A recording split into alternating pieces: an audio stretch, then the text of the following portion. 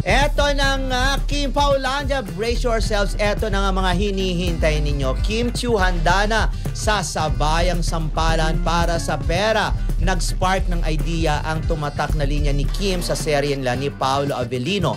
Saad kasi nito, pangarap nitong masampal ng pera at mapasa kanya ito pagkatapos kaya, pabiro niyang say, gusto niyang pausuhin ang Sampalan Festival. Oo, kasi nga dun sa serye nila may ganon eh. Gusto yung masampal ng pera, di ba? So, ayun, maraming nag-challenge na parang masarap gawin yun. Pero kaya lang siyempre, ang Kim Paulandia, ang gusto nang sumampal lang sa kanila ay si Kim or si Paolo, di ba? Yun lang nire-request nila, maganda raw yung ganon. Pero ikaw, handa ka ba magpasampal para sa pera? As in literal na pera yung sasampal sa akin o yung kamay? Pera? Magkano muna? Siguro mga 5,000. Ay, hindi, no, excuse me. Wow. O, daan. Hindi. Pera si Don Don. Ba't ako ikaw ba, magpapasampal ka sa halagang 5,000? Hindi yung sampal na retail, yung gagan lang. Hindi, yung totoong sampal. Ay, ganon? Pero papauna ko muna si Don. Ako hindi, masyado maliit ang 5,000. Magkano? Siguro kung million. Wow! Napakakinis na pagmumukha ni Don Don. Siyempre, dignidad mo na yung nakasalalay doon, di ba? Hindi ako. Siguro, kasampaling ka sa harap ng hindi maraming ganito. tao. Magpapasampa lang ako sa pera kapag meron talagang nangangailangan na gusto kong tulungan at wala akong kakayahan, wala akong pera na para maitulong sa kanila. Gagawin ko yon para lang ako makatulong. Penga 1 million sa kanila. Ay, hindi. Itutulong ko sa mga nasalanta. Wait. O, diba? Walang ganun. Hindi, sa totoo lang, syempre, hindi naman yun, Maganda lang kasi doon, dahil nga sa serye, yung gano'n, ang karakter nga ni Kim ay mukhang datong, di ba? Actually, kailangan niya talaga yung pera. Dahil mahirap sa serye. Mahirap ang buhay nila. So, kaya gusto niya magpasampal, pero hindi rin siya tutulad nga doon sa ibang mga bida. Dahil, di ba usually sa serye, binabalik yung yung pera, hindi mo ako pwede bayaran pag cheque pinupunin. Pero siya, hindi. Gets ka talaga. O, syempre, sa totoo lang, ikaw pag inoferan ka ng ganon, di ba? Tanggapin mo na. Pag inoferan ka ng mga 1 million, tumigil ka lang sa pagpapabinir. Sino ba nagpabinir? Papaayos ng ngipin. Walang ganon, hindi naman totoo yan. 1 million, ha? Pag hindi, walang kinalaman sa ganun. Walang kinalaman. Ibahin mo. Magpaayos ng ngipin. Hindi, ganito lang. Kasi gusto namin yung ganun. Bibigyan ka ng 1 million. Ganun talaga. Okay lang. Ganon. Pero ito. Ito muna. Teka muna. 1 million. Pero ayoko nagmakita. Dadagdagan ko ng 100. Pero isa-isang isa-isang. Okay. 1 million. Dadagdagan ko na another 100. O sige, gawin natin 200. Ang ilalagay ng ngipin sa'yo, elepante. Yung ngipin ng elepante. Pwede naman kikil yun in the future. Pero ganun pa rin. 1 million, huwag ka na magpakita. 1 million, mababa. Sabihin sa'yo ng gano'n. 1 million, pero ayoko na mababa. Ayoko na makita. Bigyan mo ako ng 30 million. Talaga? Tapos di ka na magpapakita ever? Hindi ako magpapakita sa'yo. Hindi, sa iba, sa lahat. Hindi sa'yo lang. Yung pag nakita ka, koto. Kung 30 million, bibili na ako ng bahay sa may dagat, doon na ako. Ganon. Ikaw ba? Well, imposible yung pinag-uusapan natin. Dito na lang tayo. Teka, malabatiwan natin si Maritisay. Okay. Maritisay Tabla ng Kim Pao Page Hong Kong. Nakita ko kasi itong post ni Cardina de la Merced. Of course, sabi niya dito, ito, kilala to ng Kim Paulandia. Story time, kahapon birthday ng one staff namin. Sobrang ngarag, hindi nabigay ang cake or nakantahan man lang. Kanina lumapit si Pao. Sabi niya, sana makantahan today si Ate Irene para sa birthday niya. Sabi ko, ay sige, kay Pao lahat importante. What can you say about that character? Yung talagang hindi pumapayag si Paolo Avellino na hindi nabibigyan ng at least kaligayahan o importansya yung mga tao sa paligid. Oo, dapat lang naman. Natatangi lang naman talaga itong, hindi naman natatangi lang itong dalawang ito na as in, hindi sila maramot na pansinin ang kanilang mga fans. Katulad ni Kim. Talagang, pag may panahon talaga itong si Kim, nagme-message, 'di ba, sumasagot sa mga comments. Yes. Pero ito staff ito ng show nila. So kaya lang nga ganon, yung ganong importance talaga ni Paolo. Hindi, tsaka ang tawag dito, kita mo nga nagpapakain sila, di ba? Ilang beses nagpakain sa staff ng kanilang serye. O, di ba? At nagbibigay pa ng mga ayuda. May paalala na, may pa-ayuda pa. Kaya naman batiin natin si Coco Chanel. Happiness is a choice, not a result. Keep choosing you. Rendon, you both deserve all the happiness in the world.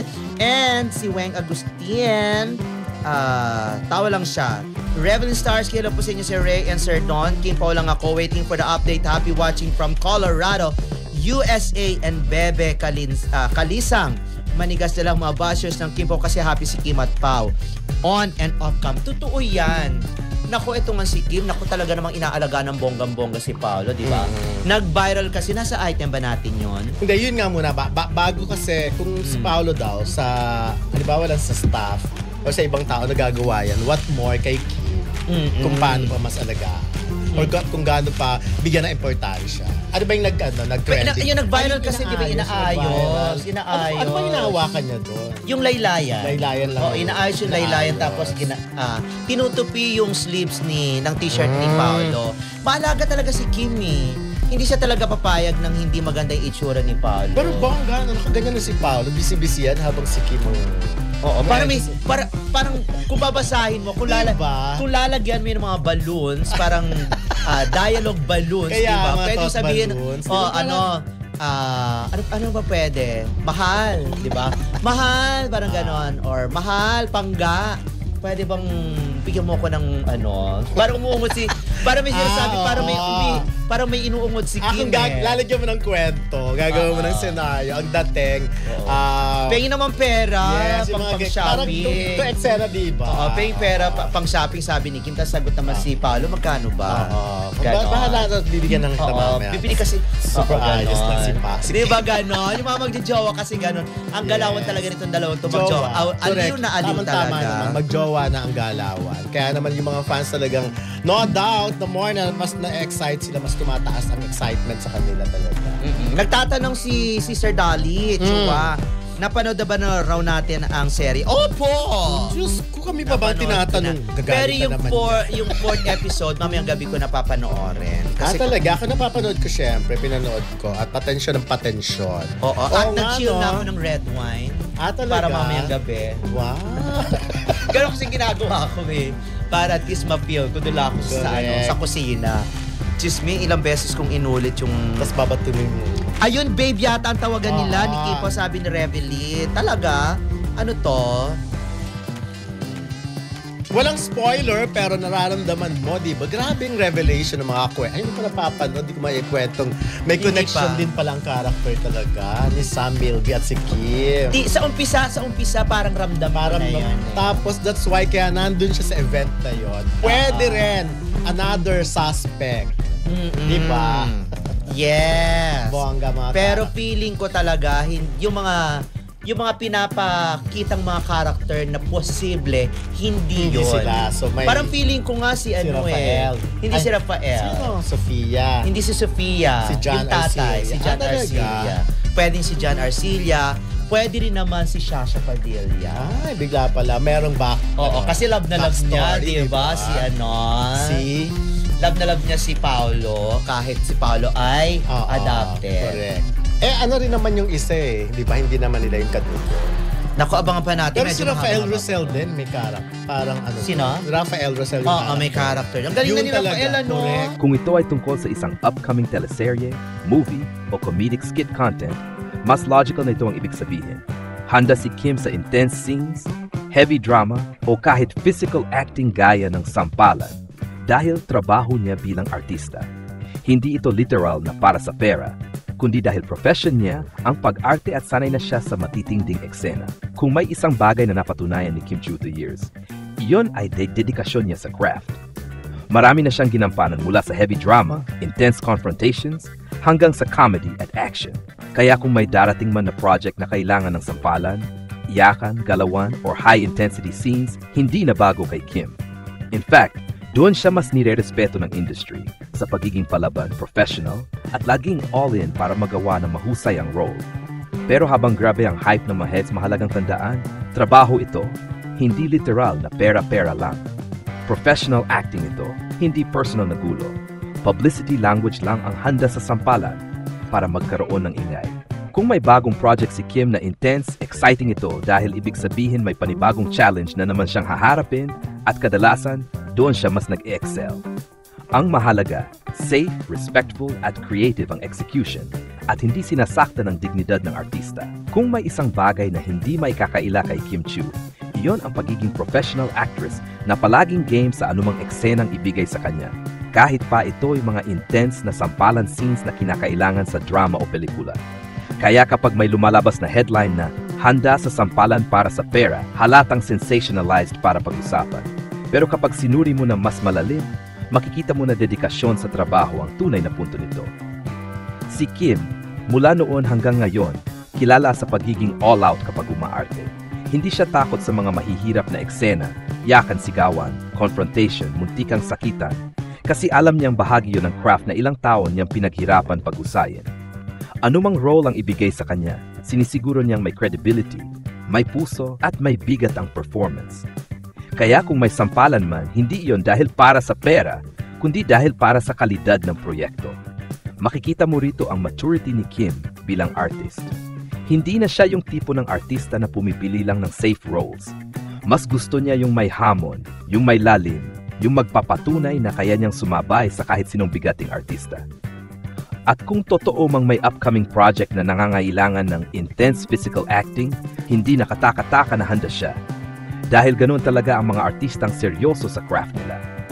Nakakalungkot lang minsan na ang ibang headlines ay ginagamit ang para sa pera para makakuha ng pansin.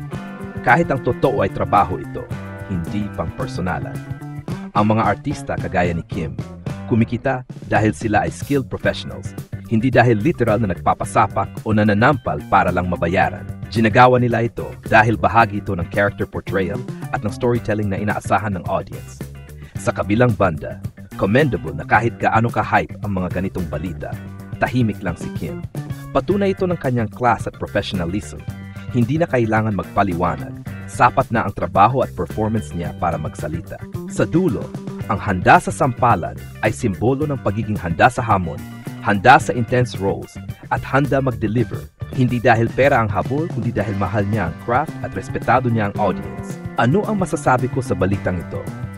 Una, dapat malinaw na trabaho bilang artista ang pinanggagalingan nito.